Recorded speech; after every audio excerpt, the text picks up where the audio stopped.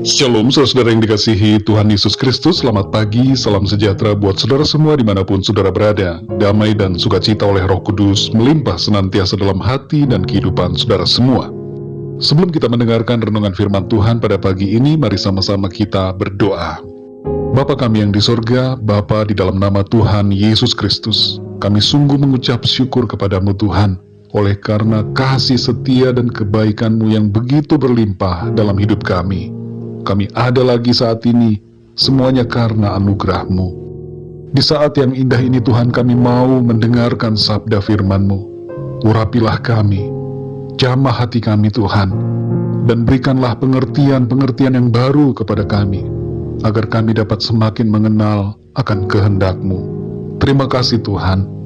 Dalam nama Tuhan Yesus Kristus kami berdoa. Haleluya. Amin. Saudara yang dikasih Tuhan, ayat renungan kita pada saat ini terdapat di dalam Yosua pasal 6 ayat yang ke-12. Tertulis demikian, keesokan harinya, Yosua bangun pagi-pagi, lalu para imam mengangkat tabut Tuhan. Saudara yang dikasih Tuhan, sebuah surat kabar di London pernah mengadakan sebuah survei kepada 100 orang secara acak. Di antara mereka ada yang berprofesi sebagai anggota parlemen, profesor di universitas, penulis buku, pedagang, dan berbagai macam profesi lainnya. Hanya ada satu pertanyaan yang ditujukan bagi mereka, yaitu seandainya kamu menjalani hukuman penjara selama 3 tahun, dan kamu punya pilihan untuk membawa 3 buah buku bersamamu. Buku apa yang akan kamu bawa? Dan buku mana yang paling menjadi prioritas untukmu?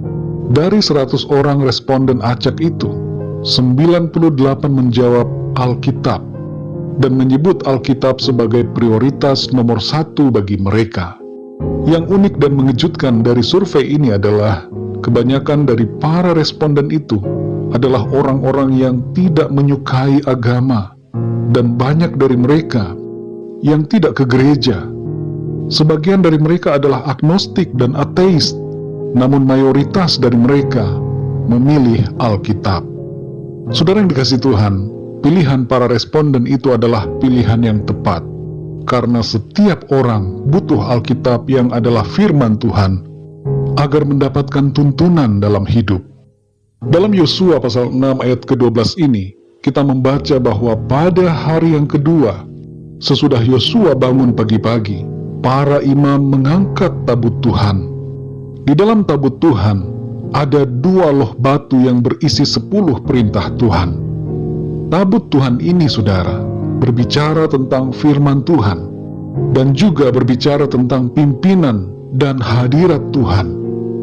Penting bagi kita semua, saudara, untuk mengangkat tabut Tuhan setiap hari saat kita bangun pagi dan hendak memulai hari kita.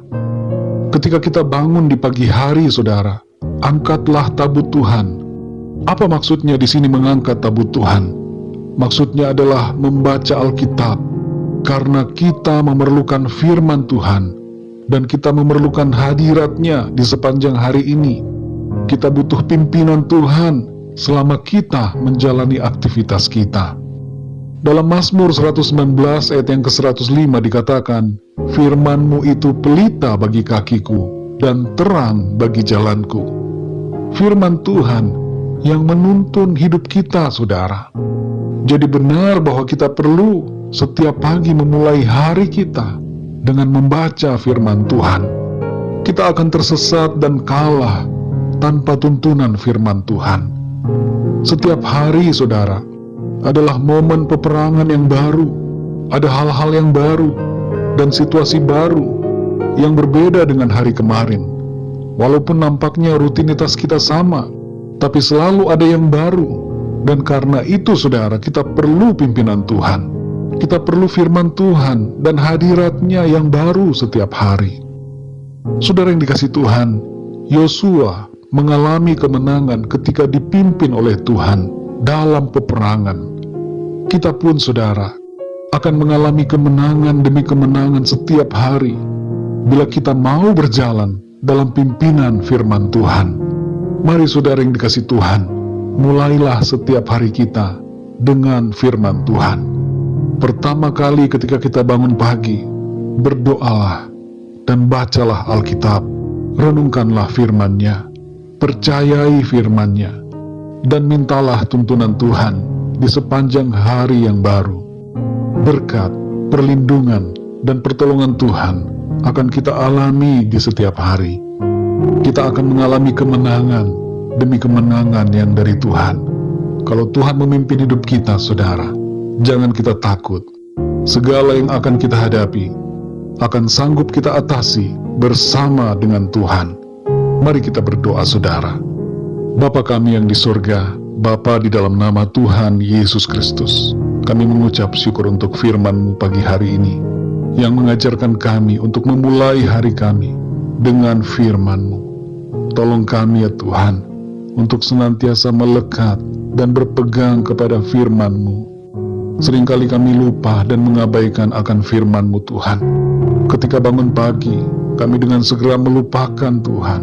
Kami mulai segala sesuatu dengan diri kami sendiri. Kami mengandalkan pikiran kami. Kami tidak membaca firman-Mu. Dan kami melangkah dengan pikiran-pikiran kami sendiri. Tolong kami Tuhan, ubahkan kami. Jadikan kami pribadi-pribadi yang selalu mengandalkan Tuhan. Ketika bangun pagi, kami mulai membangun mezbah secara pribadi dengan Engkau. Kami terkoneksi dengan surga. Kami memiliki hubungan dengan Engkau ya Tuhan, lewat doa, lewat pembacaan firman Tuhan, dan lewat pujian penyembahan kami. Kami perlu Engkau ya Tuhan di setiap waktu. Dalam perjalanan kegiatan di sepanjang hari ini, kami perlu Tuhan, kami perlu tuntunan-Mu, kami perlu hadirat-Mu Tuhan. Tanpa Engkau kami tersesat dan kami kalah ya Tuhan. Oleh karena itu kami perlu selalu Engkau ya Tuhan. Tolong kami, pimpin kami senantiasa ya Tuhan, dengan kebenaran firman-Mu. Terima kasih ya Tuhan, Engkau telah mengajarkan kami untuk setia dan mulai untuk bersandar kepada firman-Mu, tidak mengandalkan kekuatan dan pikiran kami sendiri. Terima kasih ya Bapa, kami mengucap syukur. Pimpinlah kami di sepanjang hari ini. Berikan kami hikmat dan tuntunan-Mu dalam kami melakukan segala aktivitas kami pada hari ini. Biarlah semua yang kami kerjakan dan lakukan menyenangkan hati-Mu Tuhan.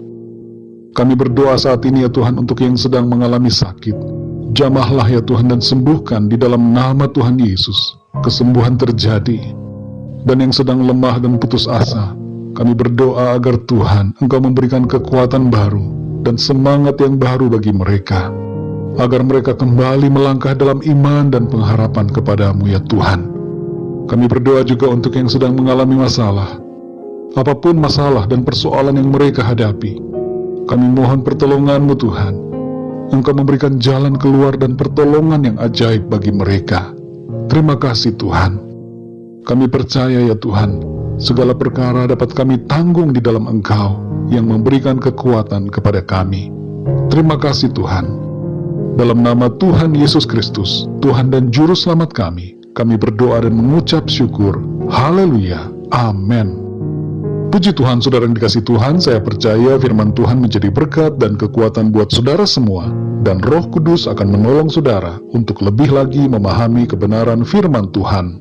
Tuhan Yesus memberkati saudara semua. Sampai jumpa dalam renungan yang berikutnya. Haleluya.